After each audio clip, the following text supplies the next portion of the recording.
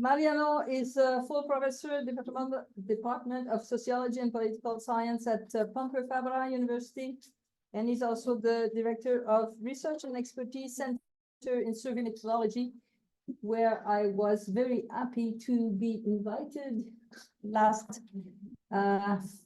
spring for my sabbatical. And he's also co-editor of the Revista Latinoamericana de Opinión Pública, Latin American Review of Public Opinion Research. I have to tell you that it publishes also in English, so you can think about it. He's been also president of WEPO Latin America also.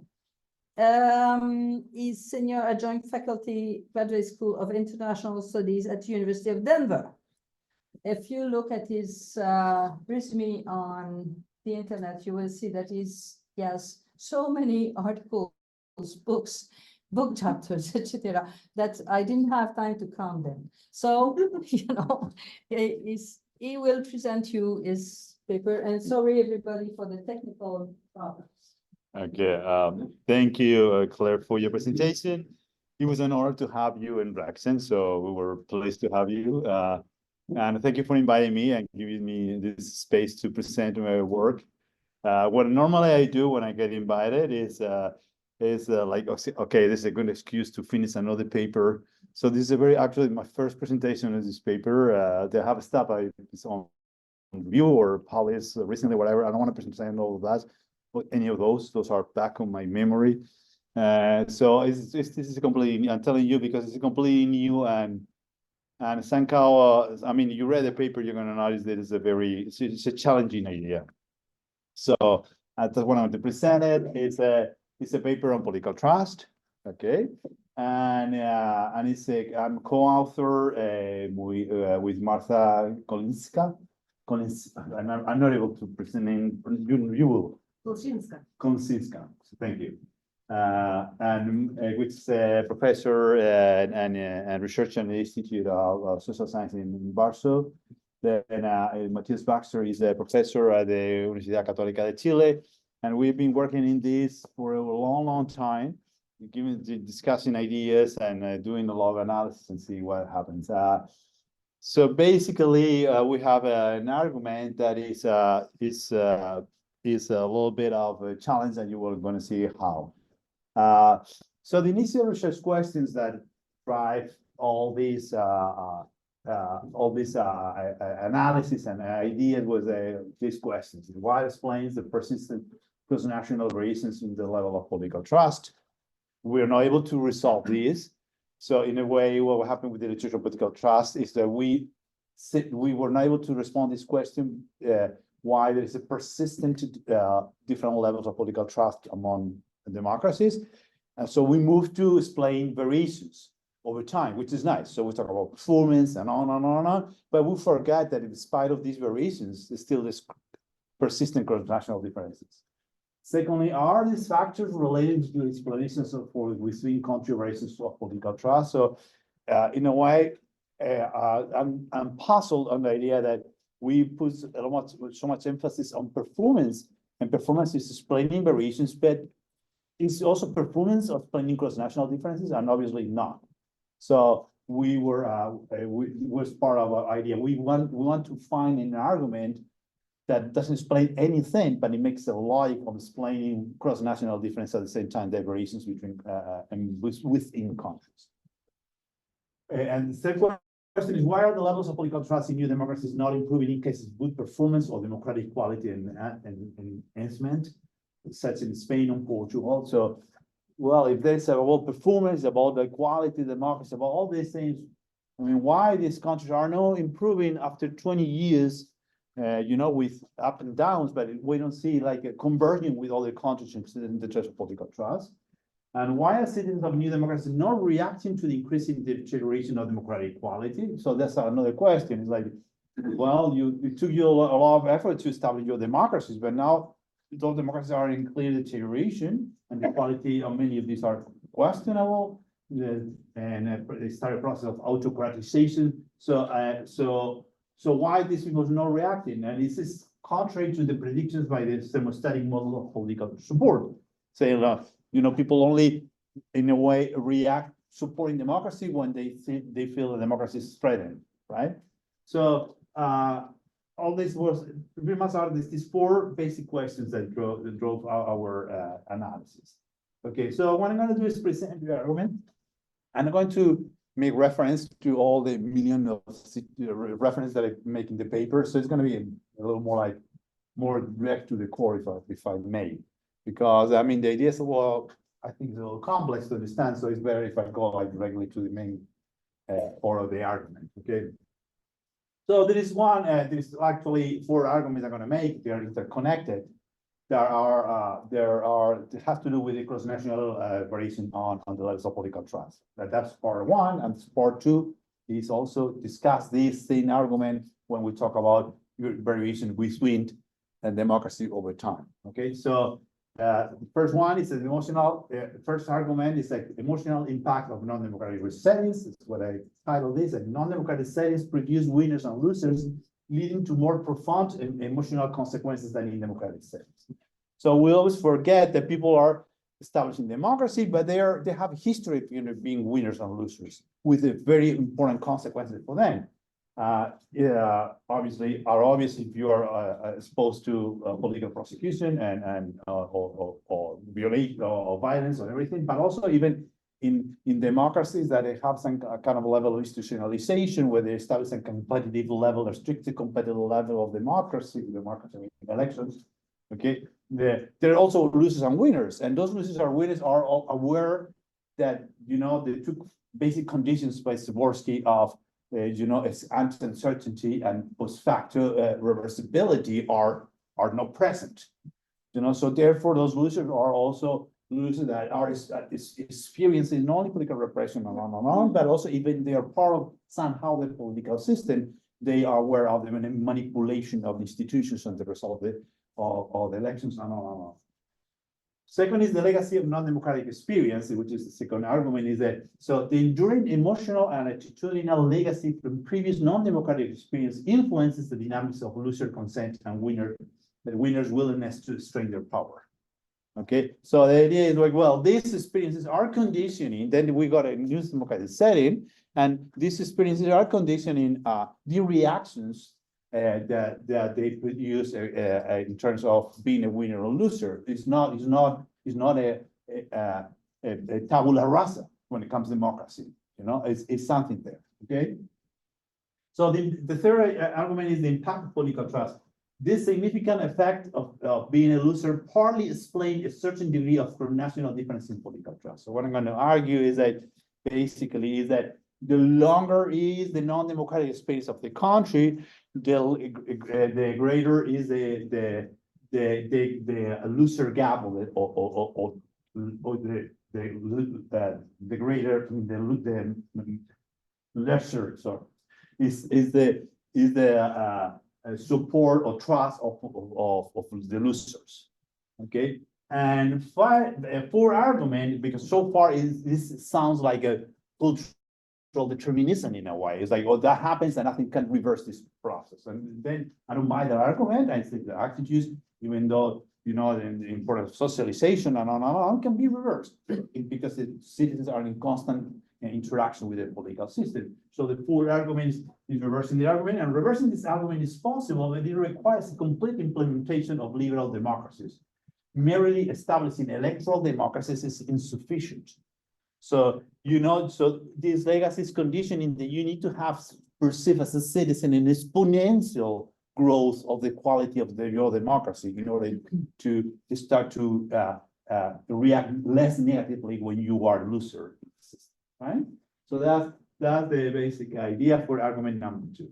But here it comes the longitudinal one. It's within argument. It's there's three ideas.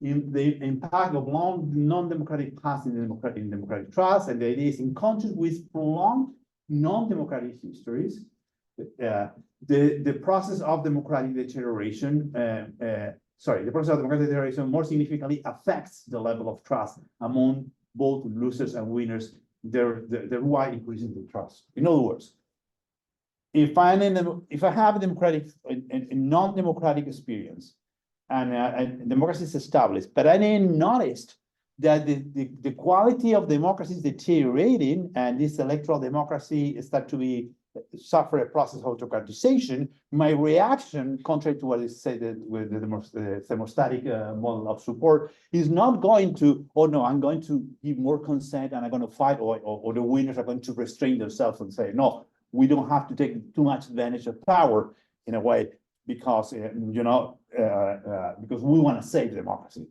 What I say is the other way around. In democracies where it has a long non-democratic experience, losers and winners are not acting as the defenders of democracy.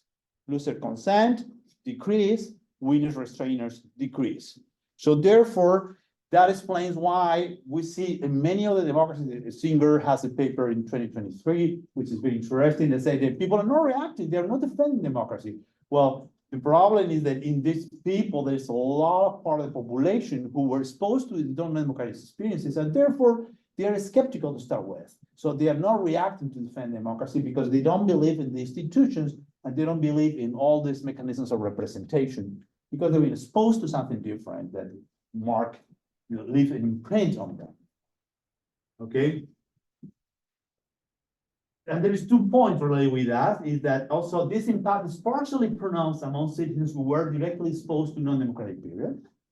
Okay, so then we go into here and connecting with experience and socialization and on and on. And finally, influence of impressionable years is this affects even more marked among those citizens who experienced these regimes during their most impressionable years. Impressionable years is the years where in this impact of socialization is greater, which is normally said is something between 17 and 25 years, and people are more exposed to have much more, it's a time where people are much more shaped by political events and socialization in general, not only political events, but political events is part of that socialization process, and education.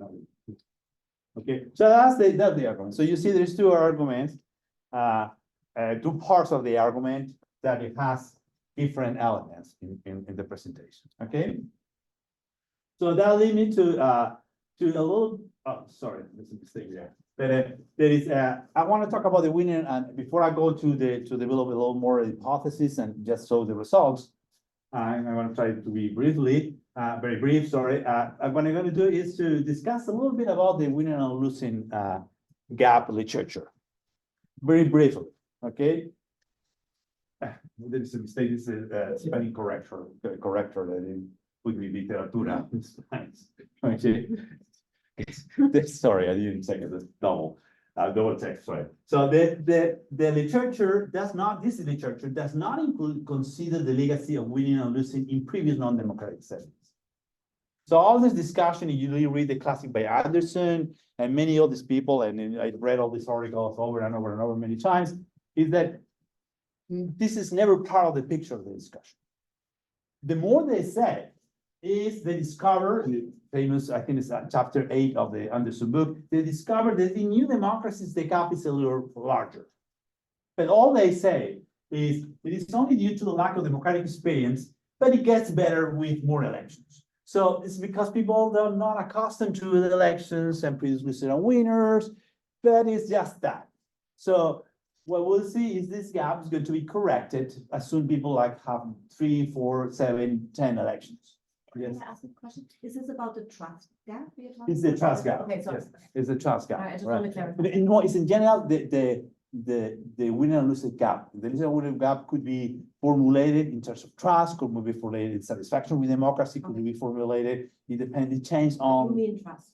In this case, I'm talking about trust. Okay. Although most of the literature on the winner loser gap have very little on trust, normally satisfaction with democracy, which I have my I don't agree with that, but for different reasons.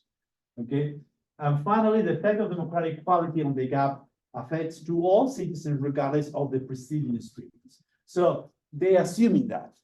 They're assuming that the effect of democratic equality, which is something that, for instance, this article by Nadeau and other people that all, I forgot what the other authors, which is 2014, I think. He said, or maybe later, I forgot, it's a very good article where saying, well, there is no democratic experience it is the quality of the democratic experience. So we use the indicator of quality, and they saw that when the quality improves a little, that the winner and loser gap decreased. Okay, but in general, which I agree, they don't take into consideration that probably the interaction between the level of democratic quality and previous democratic precedents are interacting in a way that is not, it's a linear relation. It's not that clear linear relationship.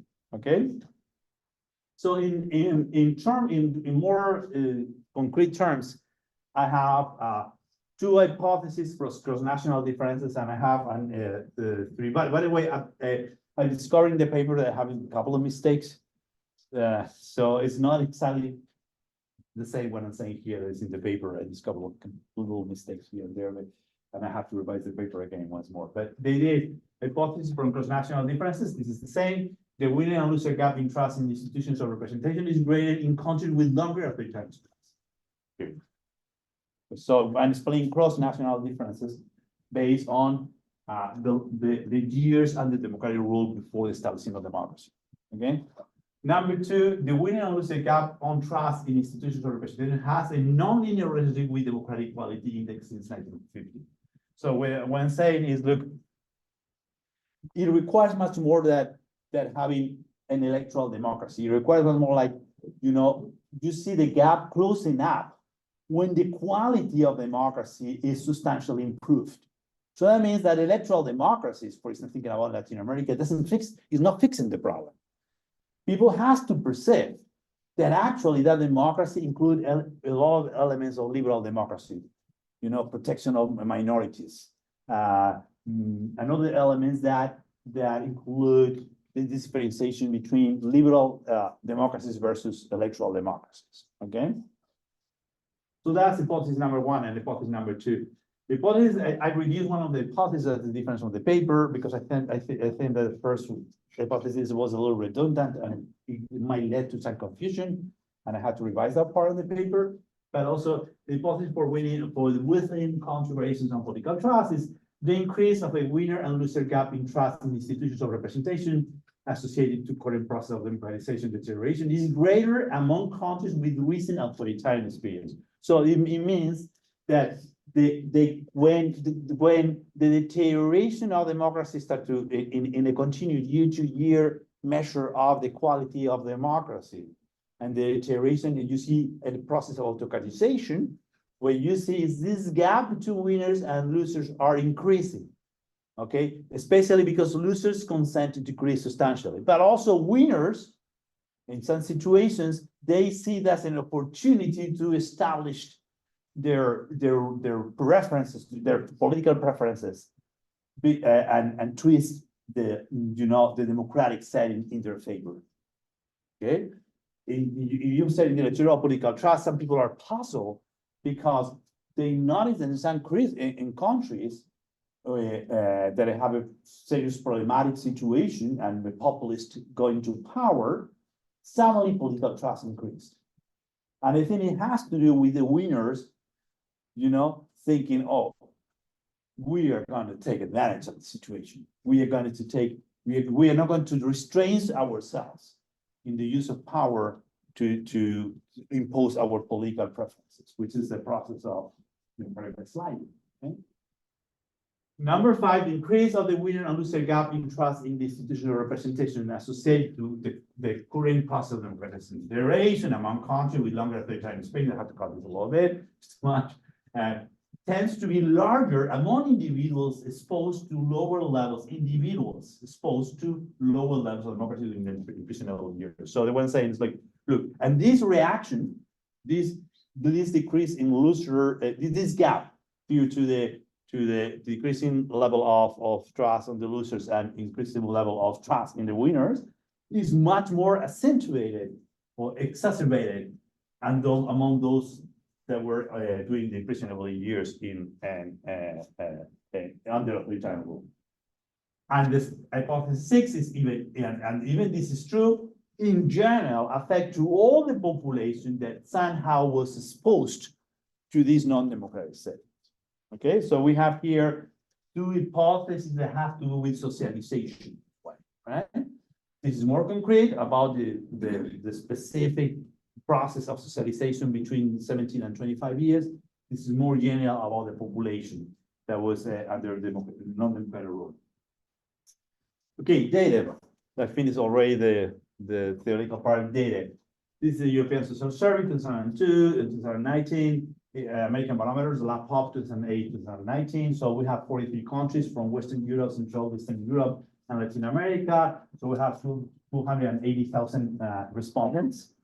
Okay, we exclude survey waste during the COVID-19 pandemic due to lack of items of trust, LAPOP, and concerns with data comparability with PSS. Okay. This is a list of the countries, so this is a list of the countries, and we have, and then I'm talking about another announced sifting, because I want to talk about our depending variable. Okay, the problem with political trust, and Claire is an expert in that, is that they measure it in a very different way. The question is different, and it's mostly the scales how this measure is different. Okay, so this is a problem of harmonization, and Claire approached a way that is very satisfying, but we wanna improve it. So we propose something different, a little more sophisticated. That it doesn't go against the direction that what Claire is proposing. It just wanted to do it a little more refined way. Okay, so the idea is that you have the scales. For instance, the American barometer of LAPOP is use a 1 to 8. I'm sorry, 1 to 7 scale, and the trust or not trust. Here, the European Social Survey, which I've been the Spanish coordinator for many years, it was from 0 to 10, and on and on. So, and there is such a variety of responses scales to trust agents and surveys. But at least we choose these that are a little similar, or weaker with the method we propose. It can be resolved with scales that are a little different, diverse actually. But we decided to use these two for the sake of somehow proximity. And so we do harmonization of political trust, okay, and we harmonize trust in parliaments by estimating ordinal models on the full data set, while specifying the different number of categories by project. Project means by survey. Okay, so the model converts all respondents to the same latent scale. So we create a latent scale. In this case, we say probit in our case, and this approach respects the ordinal nature of trust measurement. So we respect the ordinal nature, requires minimal recoding, and which is Claire does, which is a lot of work, and that's it produces superior decomposition and linear rescaling, we think. Okay, this is maybe methodological, but this is explained in the expert in harmonization. I know some stuff about harmonization, but I'm not the expert. The expert is actually Marta, and Marta has a very nice paper that is published in, I'm sure, research methods explaining how to do that and this kind of stuff. So actually, she took care of the harmonization, and we have some discussions about it, but she's the real expert. Okay. So after this harmonization, we have 3 levels of graphs, and I want to do this by regions of the world to set you the problem that is the underlying problem is going on. And I want to talk about mostly the cross-national difference. So here is overall levels of trust. Here is the estimated levels of trust in parliament among electoral losers. So this is trust in parliament, and this is the estimated levels among losers. And what is the estimated difference in political trust between electoral winners and losers? So this is the difference.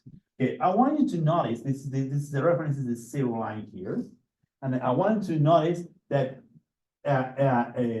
in many countries in Western Europe, this thing is around the mean, and about 0. I mean, in terms of the mean of the distribution.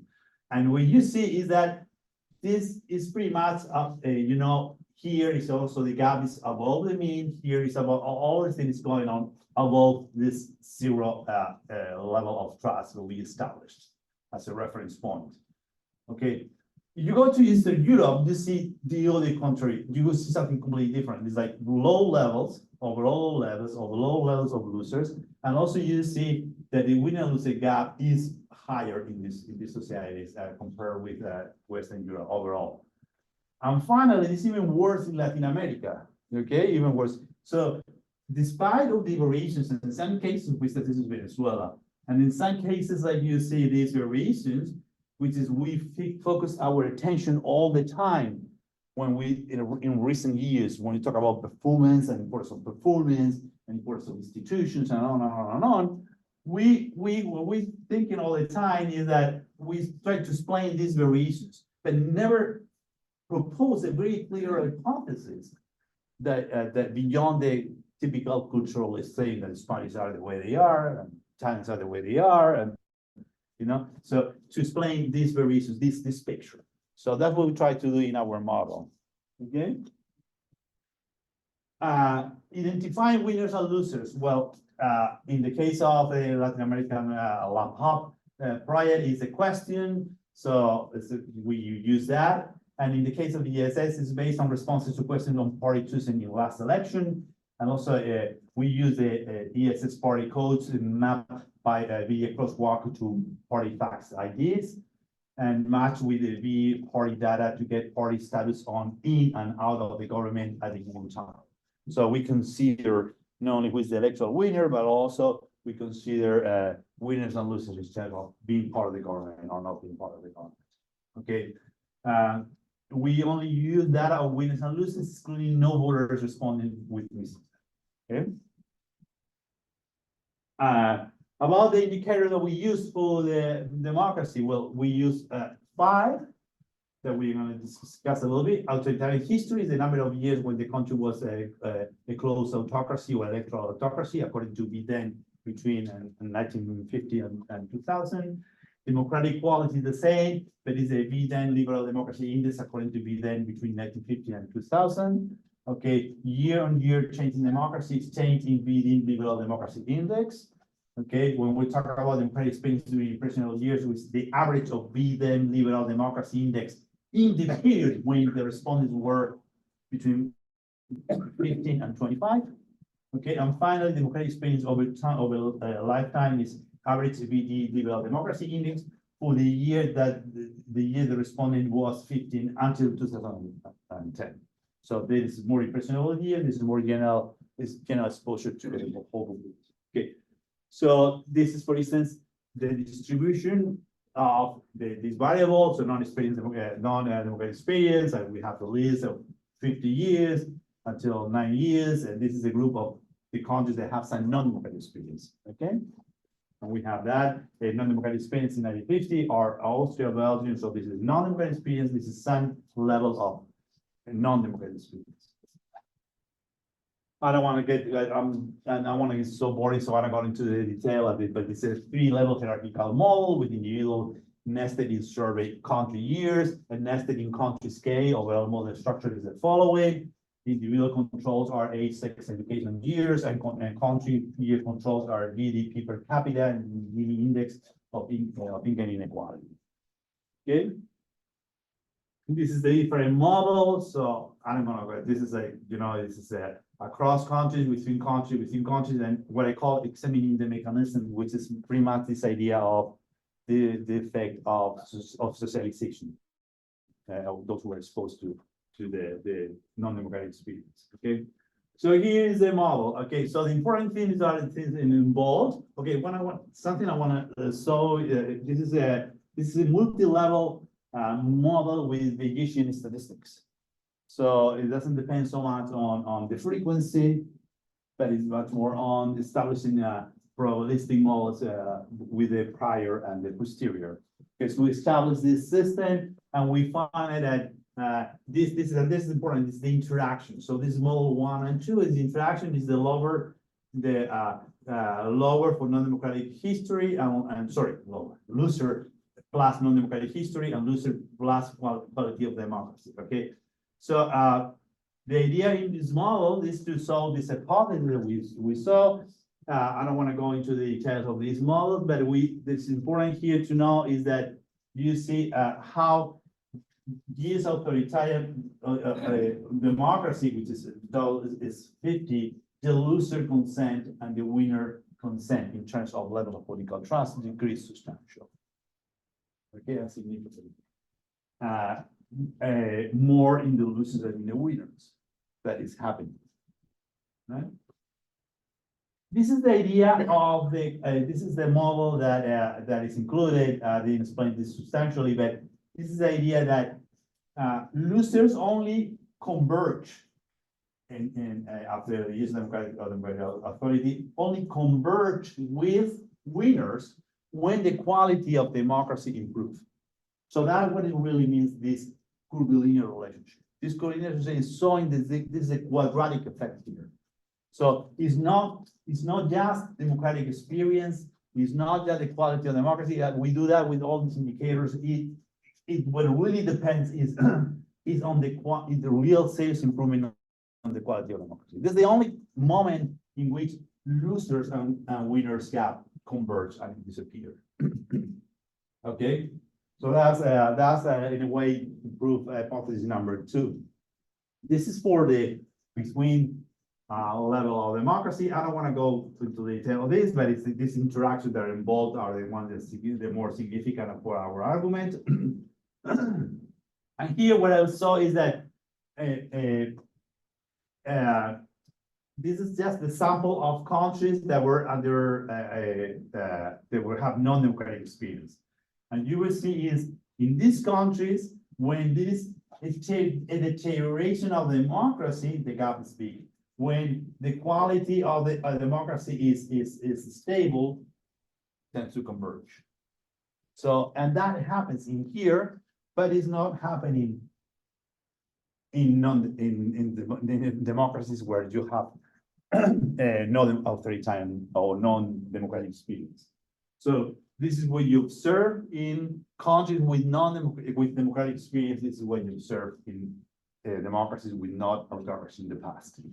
So therefore, this is a very clear example that the deterioration of democracy has a completely different effect for those who were exposed to a non-democratic experience compared with the countries that have no longer democratic experience during the 20th century. Finally, and I'm finishing, I promise.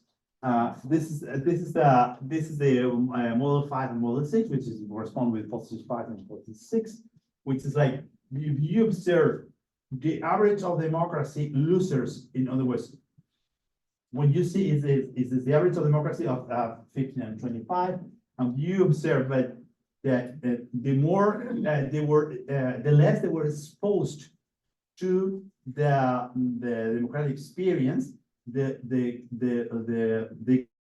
gap tends to be closer, where it is bigger. So in other words, there is a socializing effect that affects the gap between losers and winners. As you can see also, you know, one is winners, so winners remain stable and it's affecting mostly to losers. Okay. And finally, I'm going very fast at the very end, is the reverse of all years of autocracy between winners and losers. And this is the group of people who were exposed to these interactions, representing the people who were exposed in general, the population that was exposed in general to this particular non-democratic experience. And so again, the same thing, the same pattern. Okay. So the idea is the conclusion. You want to ask the questions more on with the figures and data. I can go back and explain a little more in detail. But here's the conclusion. Okay, the impact of non-democratic past on election outcomes, I call it, and the non-democratic history, matter significantly for the outcome of winning and losing in democratic elections. Number 2, loser consent and political trust is what I call it. Low levels of loser consent affect cross-national levels of political trust. Third conclusion, overcoming historical legacies is what I call it. And to overcome these legacies, there must be a serious improvement in quality, transforming electoral democracies into liberal democracies. Number 4, I call this point democratic deterioration. And the process of democratic deterioration affects the losers more negatively in countries with a non-democratic history. And finally, the final point is the specific impact of adult population, which is this is particularly true for adult populations that were directly exposed to non-democratic regimes. Okay, thank you for inviting me and attending to this talk. Comments welcome, because I'm still thinking on this. I'll invite you to visit our Center of Survey Methodology and Data Analysis. We offer their survey and data analysis courses, very advanced and in hybrid format in case you want to attend or whatever. So you have their website, you can find all the information. And also we publish a lot of methodological papers with survey methodology and this kind of stuff. And that's it. I don't have nothing else to say.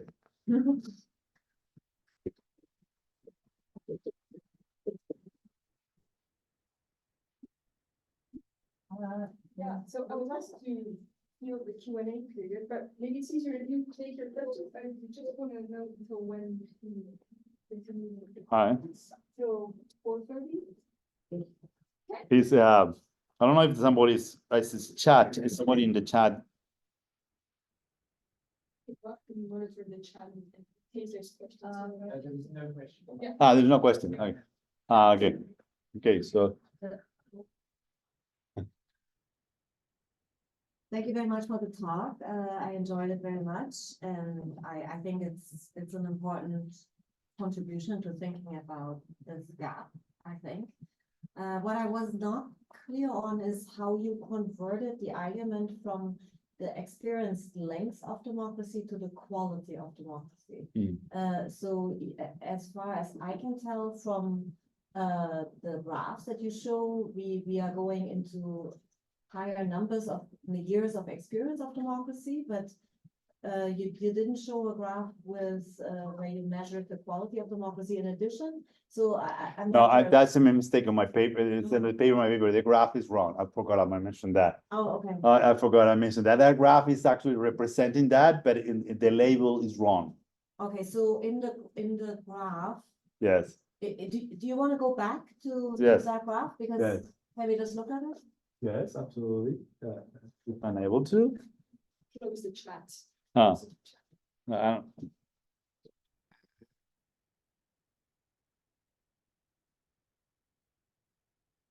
don't. So you're talking all this one. No, this one. Yes, one. exactly. Yeah, Yes. yes. So you show the winners and losers converging, Yes, but although there is a decline that you also didn't discuss Okay. necessarily. there is a mistake here. Okay. We detected, I actually discussed this morning with my co-authors. There's a mistake here because this thing is wrong. And also, the label is wrong, so we make a mistake. So the model is correct, but the graph is wrong, so it's misleading. The way we have really representing is that, look, the difference here is not statistically significant. So in terms of the trend, there is not differences on the starting On the point and the pattern. end point. What is important here is this curve that it makes work in a way. So, and that depends quality. So we're saying, look, you need to improve the quality of democracy if you want the losers to reach, statistically talking, the levels of consent that they have in settings that the quality is very high, you know, and also no, I mean, no, yeah, well, now I'm confused. So the x-axis should be quality of democracy, is that correct? Yes, So, this is wrong, this is wrong, this is wrong, and we screwed up here, and I don't know how. In the model is correct, but here is correct, but in here the graph is screwed up, and I I don't think know. it's even more confusing that it's going down Yes, with the no, it's- rise of it's- quality. Yes, the graph is wrong. So the model is, I forgot to mention that. The model is correct, the result of the model is correct, but the graph is wrong, and we make a mistake, and this morning we discussing where we couldn't figure out why we made a mistake. Because also one thing also is to produce this graph. It takes 3 days because it's computing for hours. And so after that, and then, so we didn't have time to reproduce it, and we detected the error. It was this morning early, so we need to realize that. But the other, there's other graphs that I saw, and so this is one that is very clear the pattern is and because the results so do that in here. So this, So and that Mariano, is other error here is to be, this is there is some error in this model, and I have to discuss it with the people and on the authors, because that is a mistake, and we need to discuss that. So the argument of quality, I mean, it's working, but we model it wrong. I know we know it's working because we saw it works, but somehow with this presentation, we mix up tables and graphs and whatever. The rest is correct, but this one is more problematic. Okay. Yes, yes. so what is the x-axis? The x-axis, if this one was correct, will be the years, the yearly average change in the deterioration of democracy. Okay. The change in. In VDEM Okay. levels. Oh, Right. That should be the Absolute level, so it, that, or is it negative and positive changes together, or? what do you mean? Or, well, No, yes, no, it's positive and negative. So it is in a scale from negative to positive. So, and in here, for instance, I think we have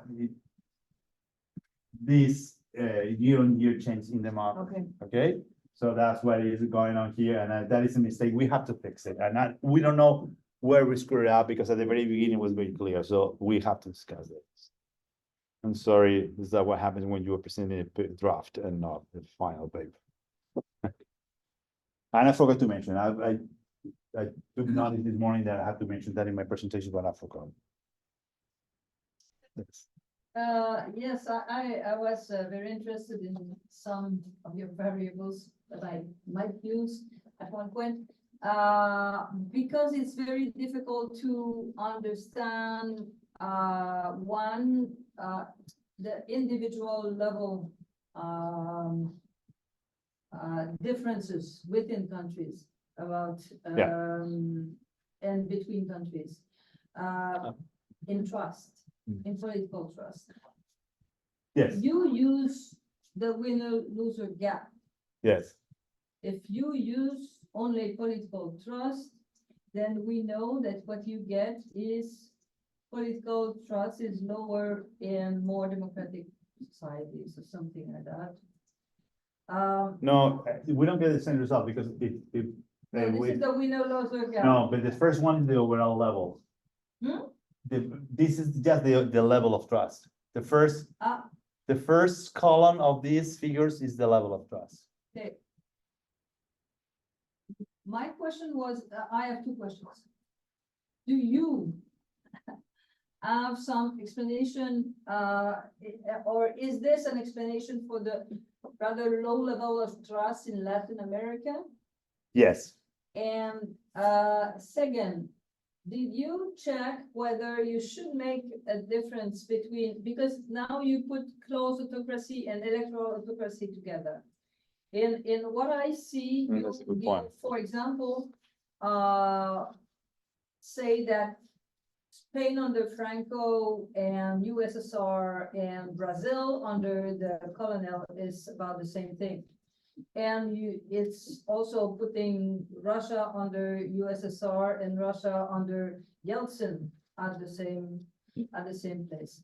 Or Poland, Yes. which is what, Hmm. which was a different case. So did you try in your, no, but it's a good, I mean, it's a good thinking, but the problem is, so we use that as a cross-national, so it's the average of these countries over the years, or is the year variation? And the problem with the year variation is that variation of this index in countries is very little. So in other words, the change from liberal is very little. So the problem is that we thought about that, and for whatever reason, we didn't do it. I don't know why. I don't remember now why, but I mean, you're right. We should try to improve the paper in that direction. What is the effect of when the authoritarian rule is some sort of competitive authoritarian rule versus is a dictatorship? And probably that is something we should take into consideration. I agree. Yes. And yes, I was thinking about Latin America is that the low level of trust in Latin America is one of the things that was on my mind all the time. We were working, and not only on Latin America, but also Southern Europe too. The level of trust in Southern Europe is very low. So that's why we try to also show these graphs and to compare all these regions, and forget about this here, but compare these levels. This is the overall levels, and you can see, that overall Western Europe have a lot of countries here. Some countries low there, those are Spain. So some are Spain and Greece and Portugal here. But there you see that in Eastern Europe, all over below the reference point that we computed with this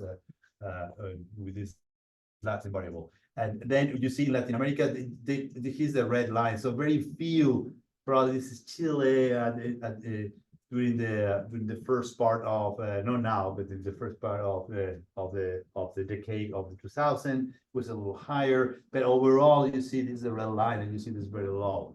So the idea is to, yes, I'm thinking about Latin America, and I'm thinking about some Eastern and Central European countries, and also thinking about Southern Europe too, which is a problem, right? So Spain display historically very, very low levels of political trust. So yes, we were good in explaining variations in trust, performance kind of stuff, but we don't have nothing that explains these cross-national variations. And also, to me, it was a theoretical concern that the theoretical argument, I'm not claiming that we explain all the variants of cross-national differences. We don't claim that we explain, so this argument is compatible with other arguments. But my idea is also, I want to find an argument that it works for explaining cross-national differences at the time that explaining within country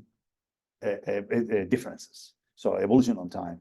And I think that this argument is more comprehensive. It makes, from the theoretical point of view, more sense. And I think the empirical evidence is strong.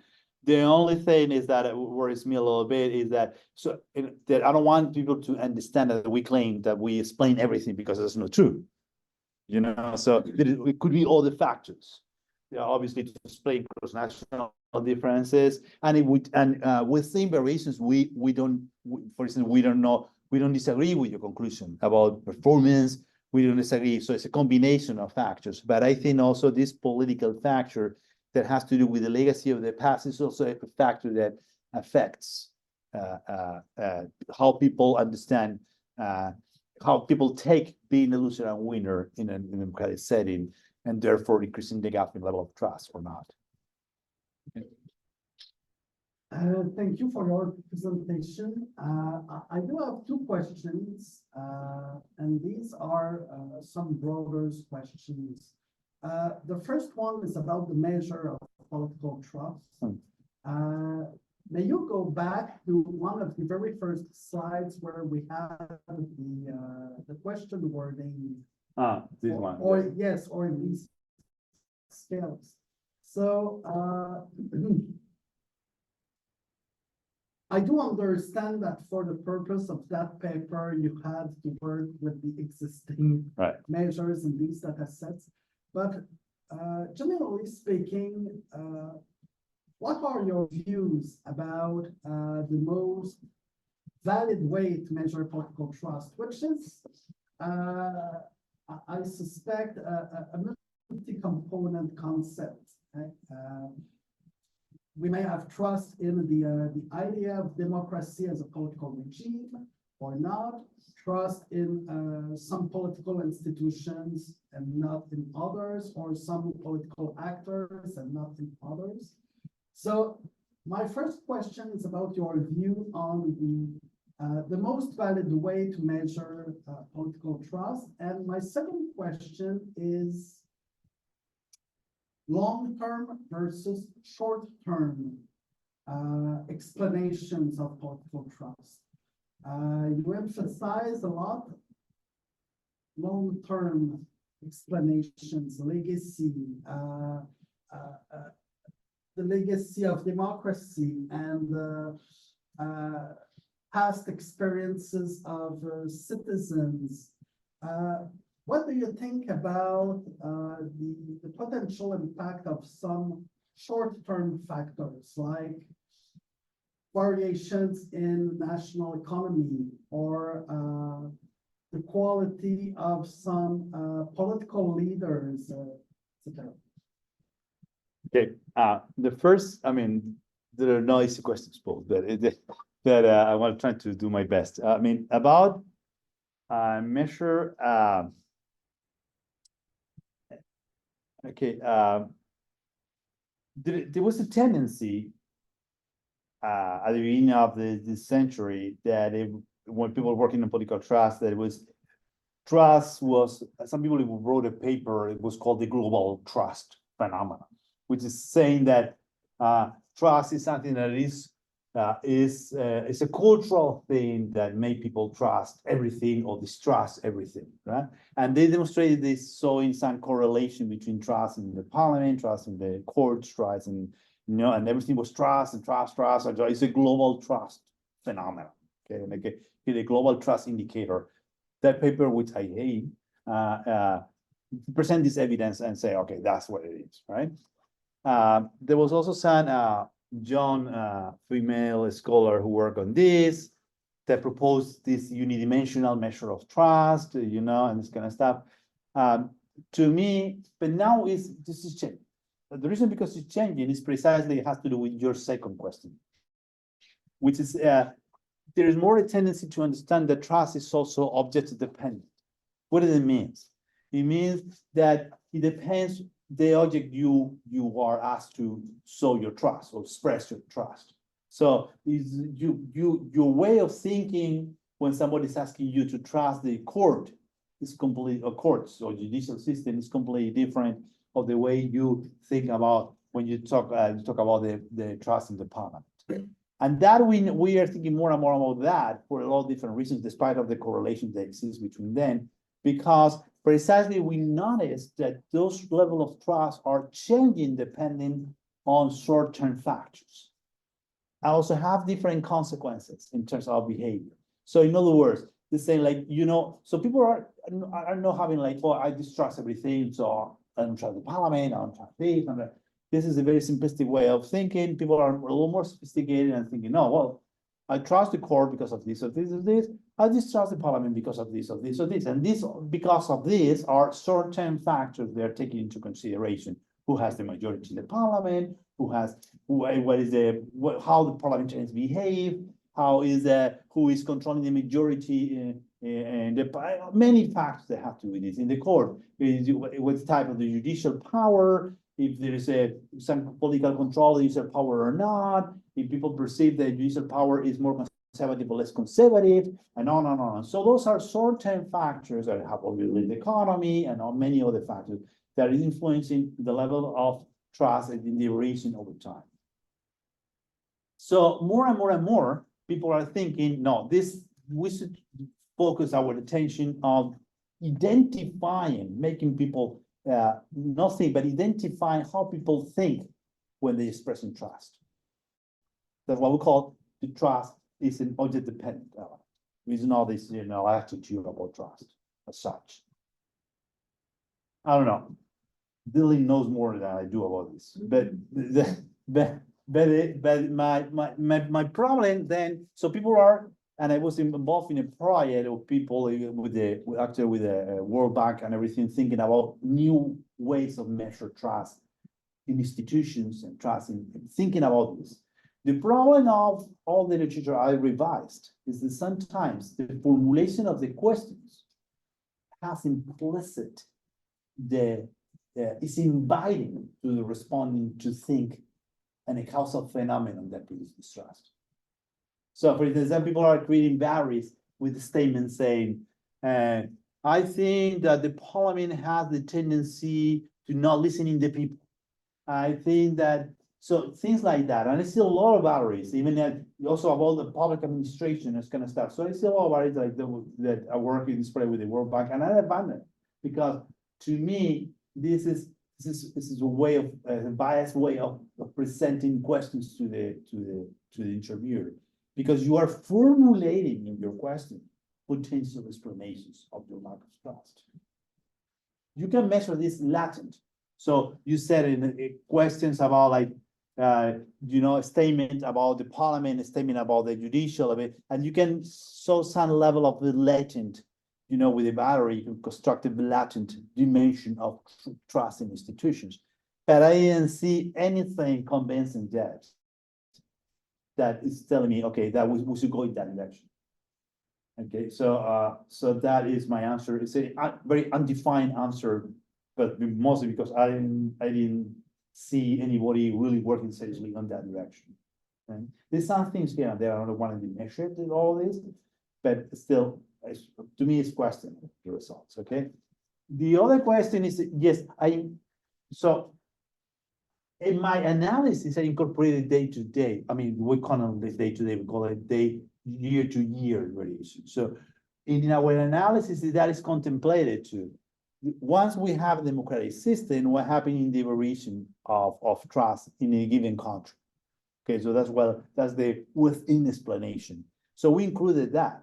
The only thing is different with my argument is that daily year variations, the way people respond is conditioned by the legacy.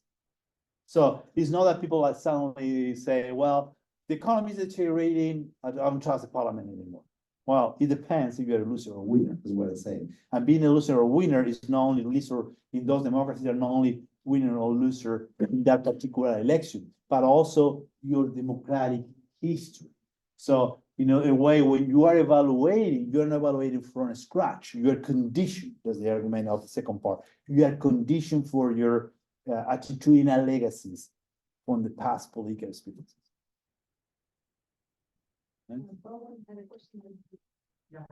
Yeah, thank you for the great presentation. Very important one. And in fact, my question follows naturally the question of Mr. Bastien.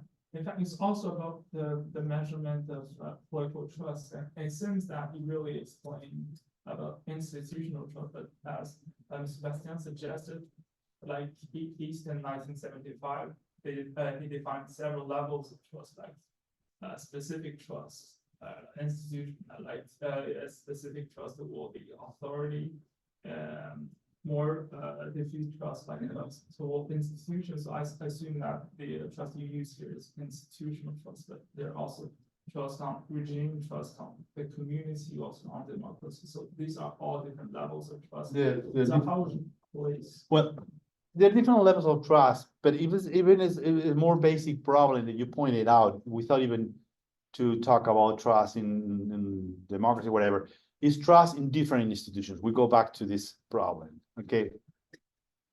I don't buy this argument. I don't want, because I don't want to make the paper more complex, but I don't want this is trust in the parliament. Is the basic mechanism for representation. I don't think this explains anything on the trust, in levels of trust on the courts, on the judicial power. Unless you have systems, which is another hypothesis, where people perceive that the judicial system is very politicized. Okay, but that is, the argument is different, it's more complex, and it's a lot different. Okay, but we do this for the level of trust in the parliament. Now, let me tell you something. I have a paper, an old paper in 2007, when I was disputing with this unidimensional scale of trust. And it was a paper published in a book by Van Deth and Montero and somebody else. And it's a paper on political trust. And what we saw in this paper is that it was a basic paper, but pretty much it's like, no matter what is the level of trust in the country, consistently, in all the countries, the ranking of the trust in institutions is consistently different. The higher one, it was the institutions of we call the state. So police, I forgot it was police, army, and it's kind of stuff, right? Then the second one is the institutions of representation. And the judicial was up there with the first group. Then the second group is the institutional representation, which means like the parliament, and I forgot about it was it. Yes. And the third one is what I call, or at that time I called the actors of representation. It was politicians and political parties. And consistently in all the countries we studied, this different, no matter what is the level of trust, no matter you are Sweden or you are Denmark or you are Mexico, systematically there's a different level of trust in these institutions. So obviously, you know, there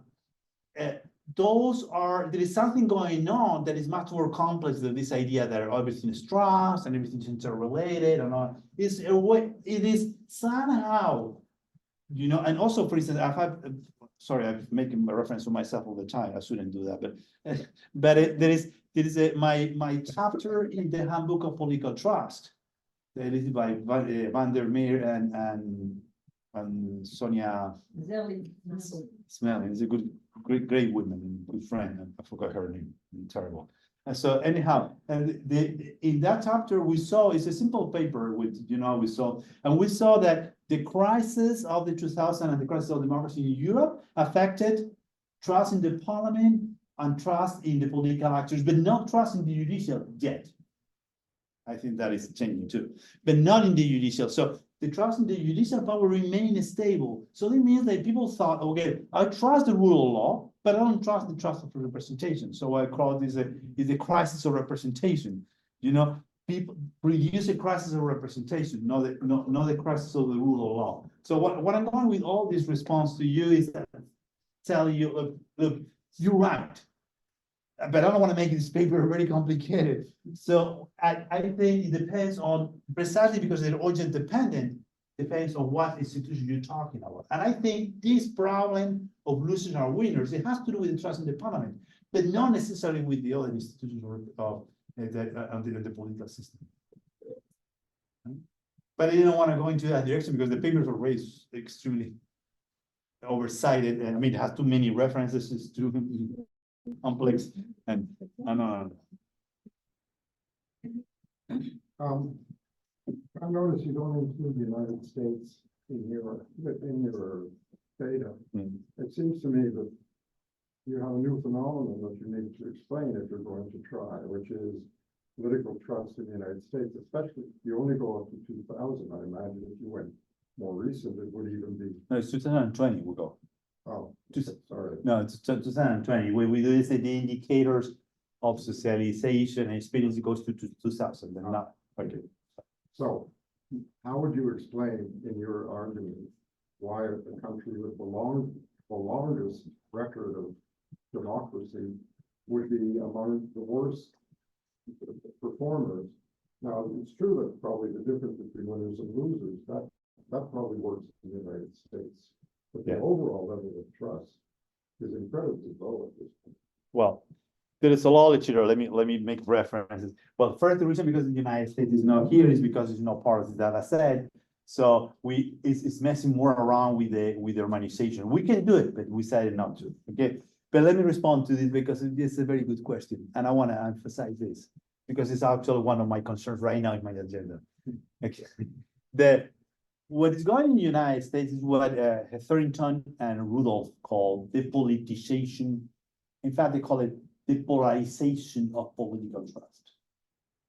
They use this concept when they have this book in 2015 and movie articles where they saw even with experiments and this kind of stuff. They saw how when you describe the problem is it's such a level of confrontation between the Democrats and Republicans that it's affecting this loser consent and winners restrainers. Winners are not willing to restrain themselves, and at the same time, you know, losers are like very pissed off with all that's going on. So the level of trust is decreasing.